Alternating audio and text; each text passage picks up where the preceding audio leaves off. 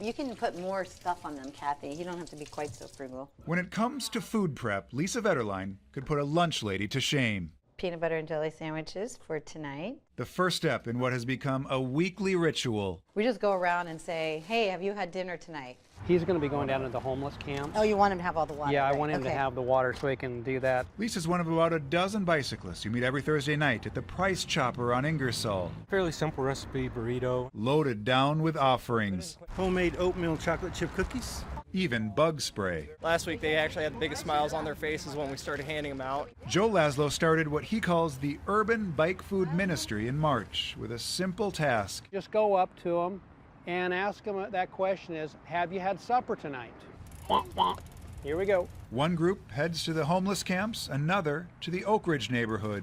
You guys had supper tonight? I have some food to offer if you'd like. We have sandwiches and burritos and cookies. There's no shortage of willing recipients. Some are more excited about the food than anyone their age should have to be in 2015. There you go. How about a water? It's beautiful to see such a simple gesture so graciously received. It just feels good to be able to provide something that somebody else needs.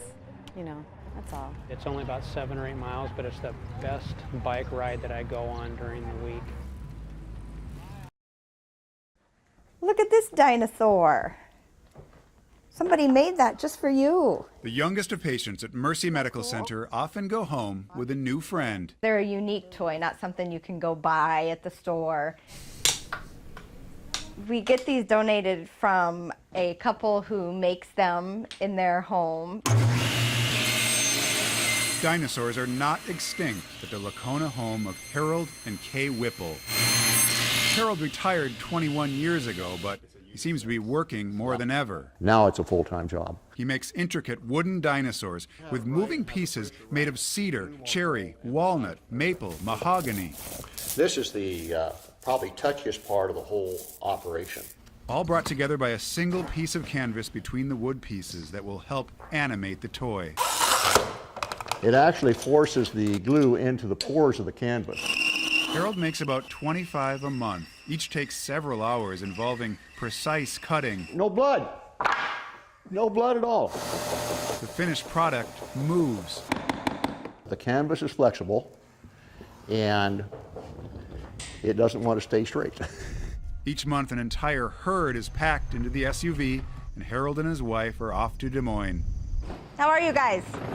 They drop off 10 at Mercy. Well, we appreciate it as usual. 10 at Blank Children's Hospital. 6, 7, 8, 9. One more.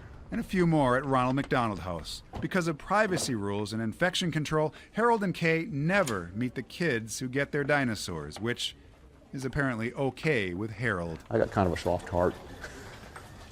And it's just better to stay away from them. Hopefully Harold is okay seeing 7-year-old Sean Brooklyn with his new pet. Puts a better light on a bad situation for the kids. Mark Tauscheck, KCCI 8 News, Iowa's news leader. When we met Brady 13 months ago, we met a 3-year-old who spent most of his life recovering from his latest grand mal seizure. He'd have anywhere from 2 to 10 a day. It doesn't get easier. You don't get used to watching him seize, ever. Brady's parents were frustrated and desperate. None of the 10 medications neurologists tried were working, so last April, they moved west. Good boy. His parents say the cannabis oil they can legally purchase and possess in Colorado had immediate effects, reducing Brady's seizures. He was still a marionette, though. His parents had to support even his head, constantly. But that was then. Quack, quack. Quack, quack, quack. This is Brady now, back in Iowa for the first time since leaving the state over 10 months ago. 1, 2, 3. Good boy. Brandon and Quincy say their son, who would often have more than 4 seizures a day, has had 4 seizures total the past 9 months.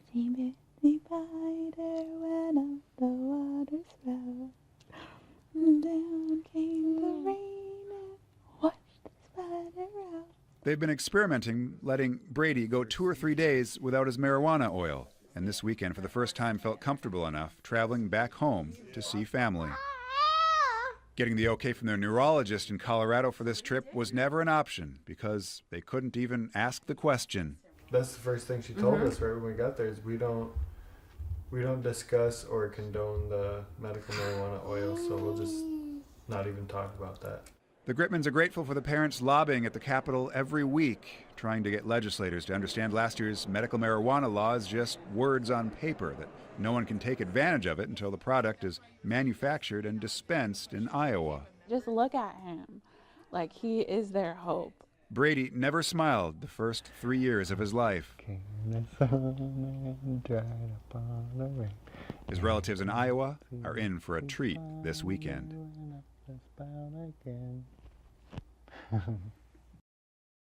All I was trying to do is stop a thief. Glenn Zerbel says he's not surprised he lost his job at Come and Go. Because they told me not to chase cars. But last week, during his overnight shift, he did, after he saw a car fill up and start driving off without paying. I asked them to come in and pay, and they said they did. And I says, well, it didn't work. They said they played with a card. Didn't work. I says, if you come inside, we'll straighten it up. The driver tried to drive past Zerbel, and that's when he pulled out the hammer. Didn't exactly mean to, but I broke the back window. The driver and 2 passengers were not happy. They called 911, and the responding officer questioned Zerbel. Want to know why I carried the hammer? I said, well, if I'm confronting a thief, that's what I do. It is what he does. In 2011, he stopped an armed robber when he struck him on the side of the head with a hammer. I expected him to drop, but he didn't. He must have had, I hope he's got a headache. Come and Go would not confirm any of this, citing employee confidentiality, but they did send a statement that all employees are instructed not to attempt to stop a vehicle in this situation. We don't condone any type of confrontation, especially for a property crime. Zerbel was arrested and charged with 4th-degree criminal mischief. Have you ever been in trouble with the law before? In 1952, I shot my mouth off to an MP over in Germany, and I got to spend 3 hours in the guardhouse. That's the closest I come to getting locked up. Come and Go declined to say if the company's pursuing charges against the driver that Zerbel accuses of driving off without paying. Do you have any regrets? No. I was ready to retire anyhow, and I still think I was in the right.